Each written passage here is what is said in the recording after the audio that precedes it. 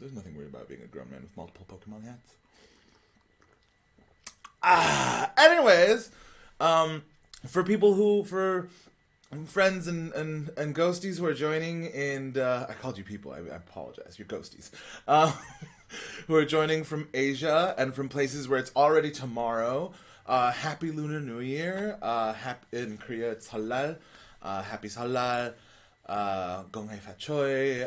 새해 복 많이 받으세요.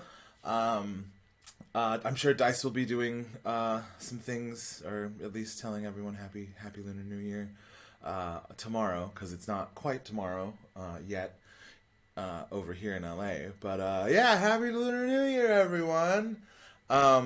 It's the year of the metal ox. Metal ox time. Yeah. I am partial to the oxen.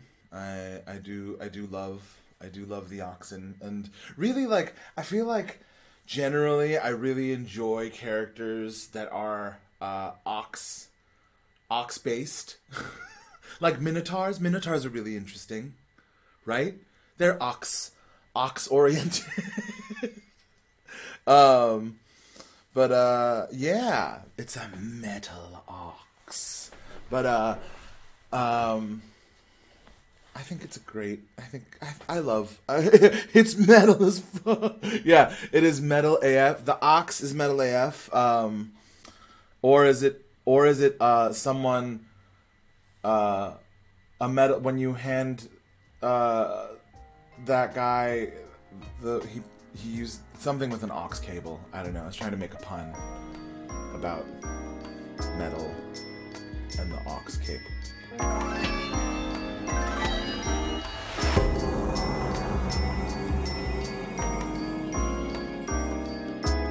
Lana, welcome. We're in the same time zone. Hello, West Coast, Best Coast. Which, I mean, I didn't say that. I love the East Coast. I would have moved to New York. I really would have. When I left London, I was fully planning on moving to New York. Like, nearly positive. I don't know. Like, so it's really crazy. So when I finished drama school in London, this was 2014, and we had a showcase in New York City, and then we had a showcase in LA, but they were a couple of months apart. So we had the showcase in New York City, and it had gone pretty good. I had had a couple of bites for agents and managers and things, and I was like, okay, well, might as well. And so New York was my top of my list because most of my friends are there, and then I have family there. So yeah, my cousins and my aunt grew up in the Bronx. So yeah, I have family that's been there for a really long time, and I love them greatly. So I was like, yeah, might as well. It was sort of that thing where New York was the easy. And it's so weird to say that because moving to New York City is not an easy thing, like by no stretches of the imagination. And you know, especially if you're doing it on your own, like New York, like I'm moving anywhere, like out of your parents' house is a feat in and of itself. And so, you know, for those of you that haven't done it, like, you know, just letting you know. But those of you that have, I think you could all agree that, I don't know, I just sort of feel, you know, I think it's a big step. I was going to live in New York City, and then, you know, had sort of made all these plans to go to sort of start doing all that, and then 3 months later we had our showcase in LA, and the showcase in LA went great. It went better than pretty much all the other ones, and you know, it was really lovely, and that's sort of how I met my agent and my agency, and how they sort of brought me on. But you know, sort of up until then, yeah, I was pretty much set on being a New Yorker. And then it was actually really interesting. Patrick was talking about, like, he did it because it scared him.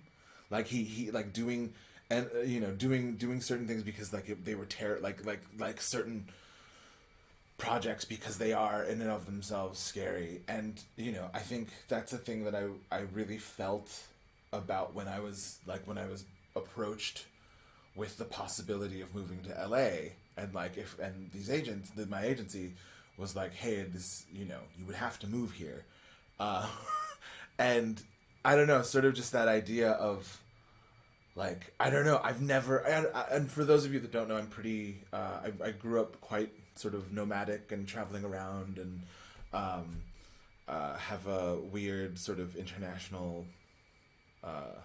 background, I guess. But I don't know. So moving hasn't ever been sort of a big issue for me. But I don't know. For some reason, moving to LA was like a what do you mean move to LA? Why would I do? What do you no?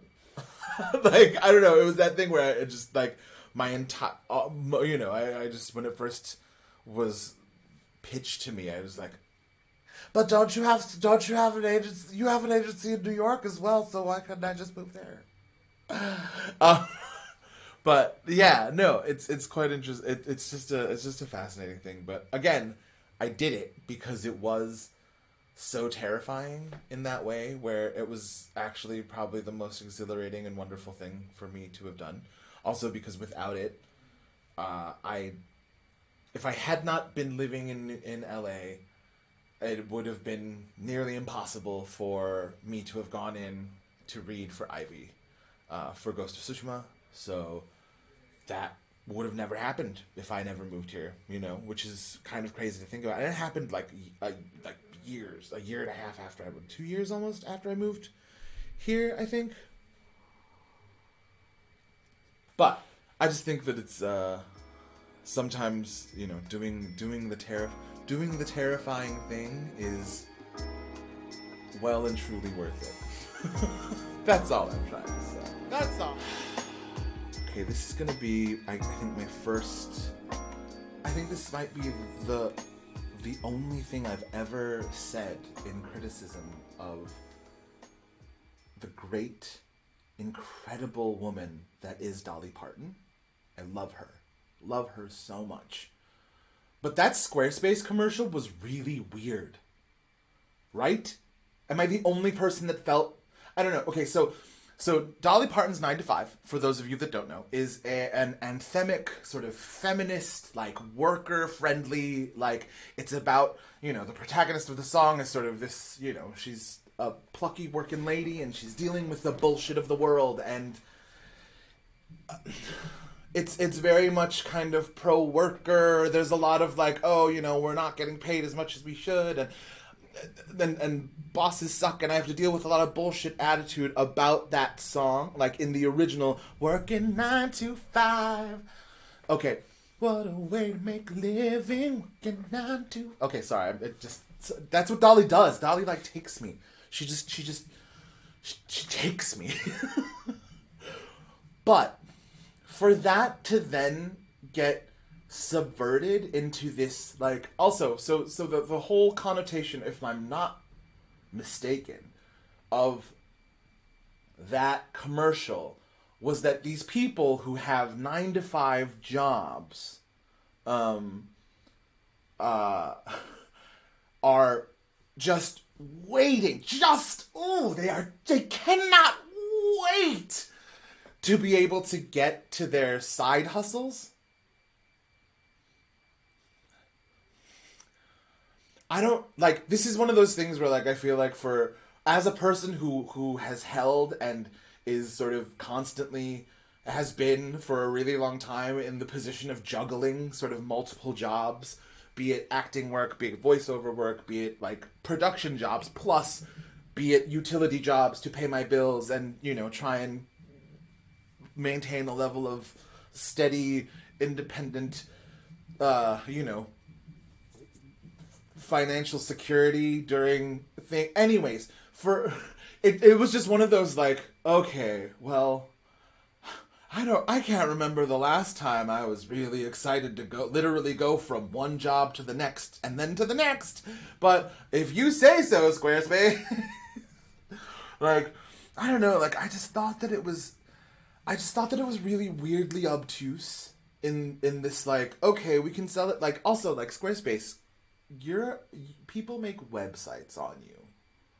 Like, great. Like, and yes, It means that people can make more income and do other things. But the whole sort of way of it was like, these people have miserable jobs because they have miserable jobs and they have to live.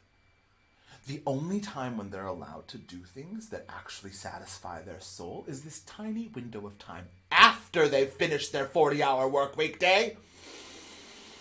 How dare you think about doing other... Like, I don't know, like, it just...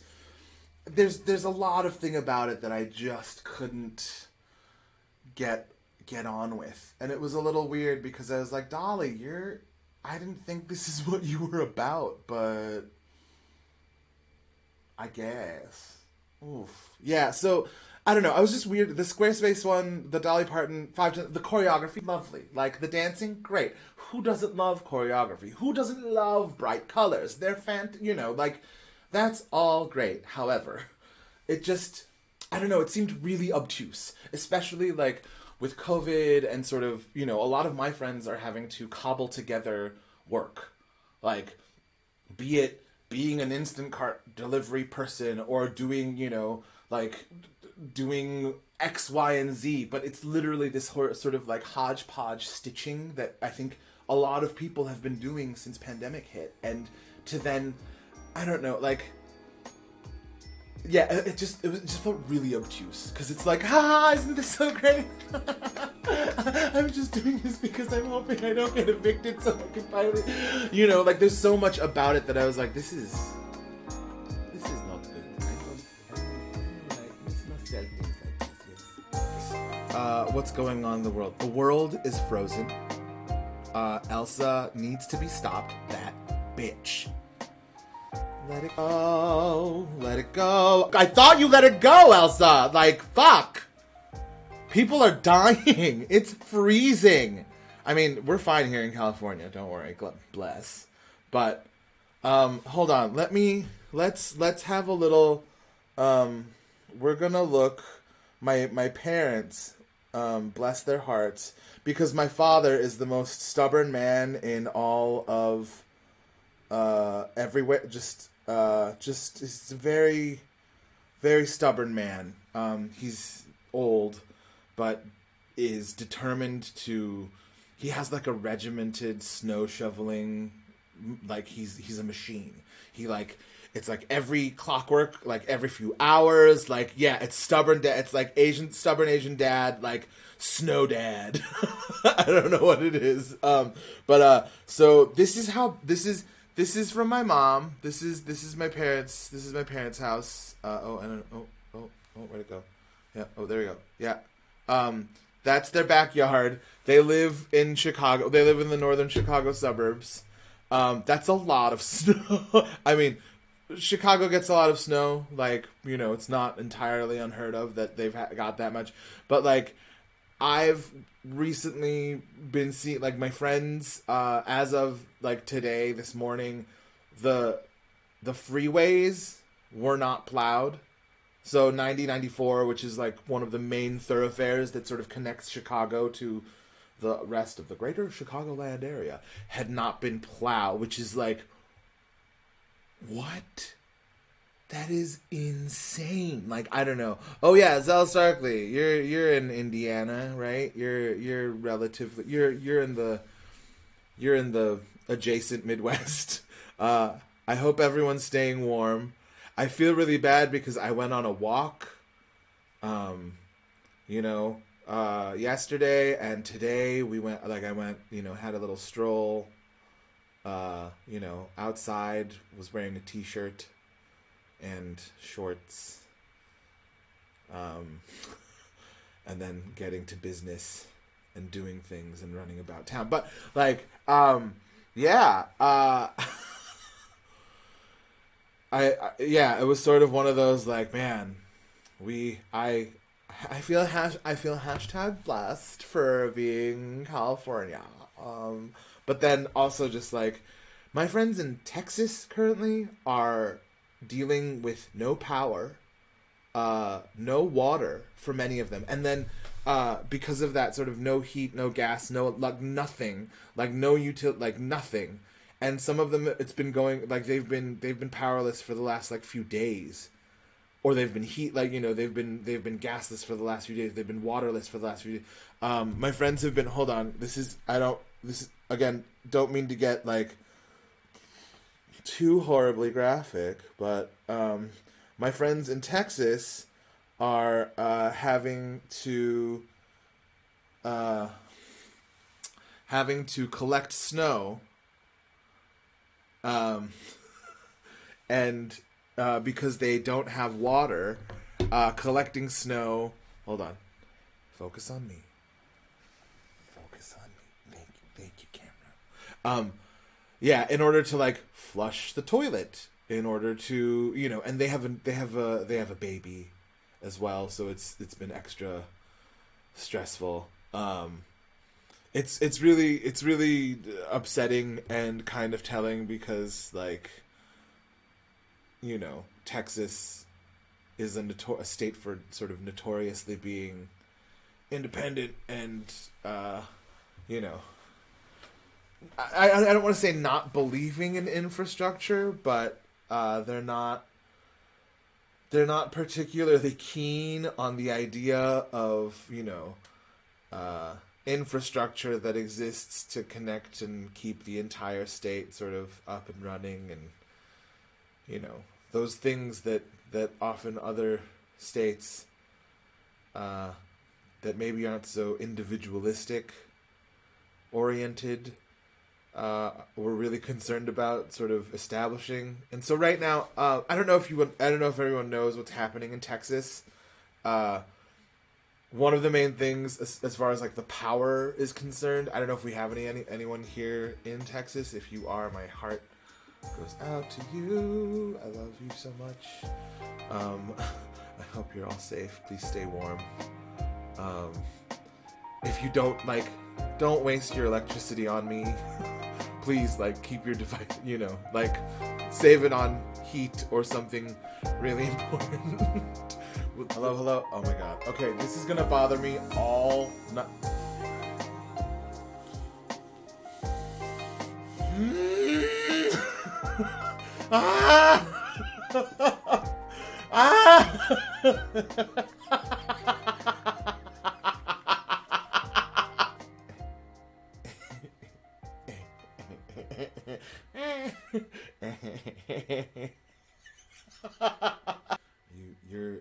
You're unruly. You're choosing to do this to me right now, so I will feature you, little hair wisp, in a way that will make you regret trying to steal the show.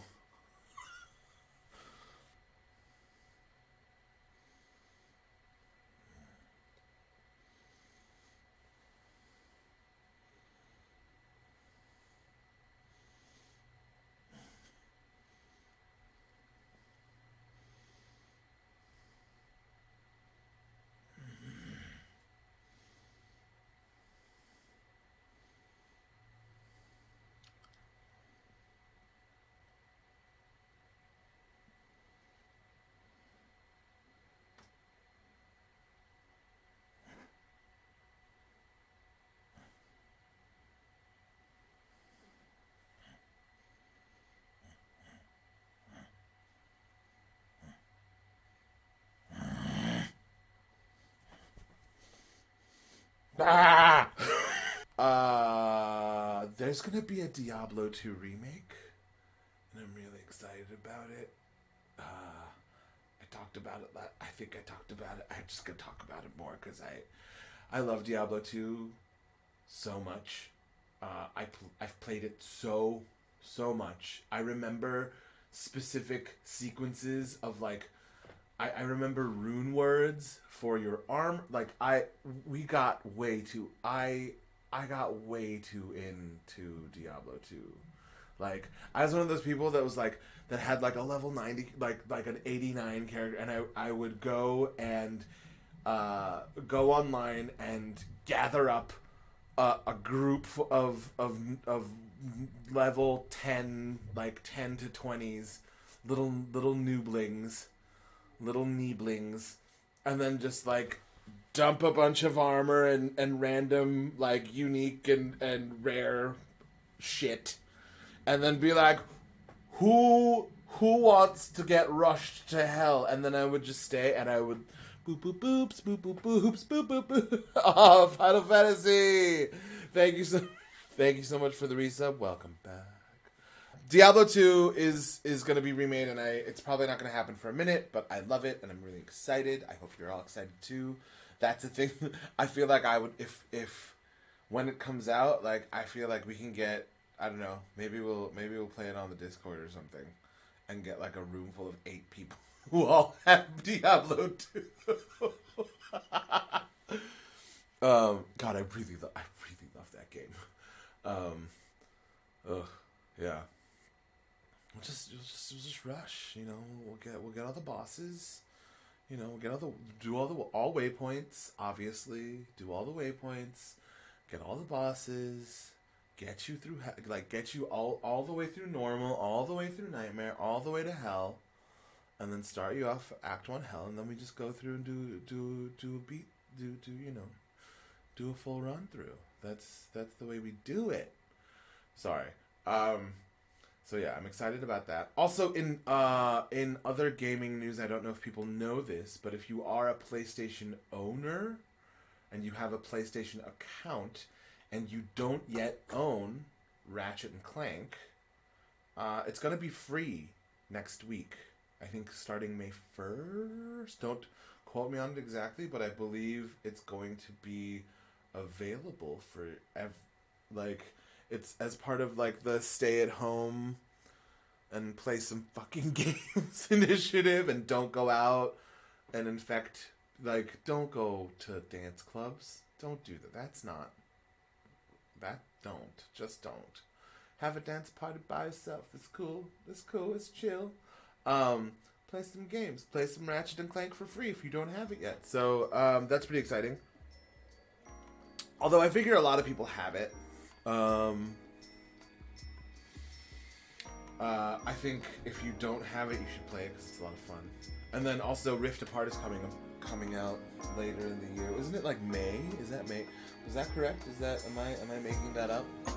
I could be making that up, but I feel like that's correct. May. Rift Apart. It looks really cool. I feel like my brain is too small brain to handle, like, all of the, like, world-changey things, where I'm like, I don't know, we'll see, I don't know.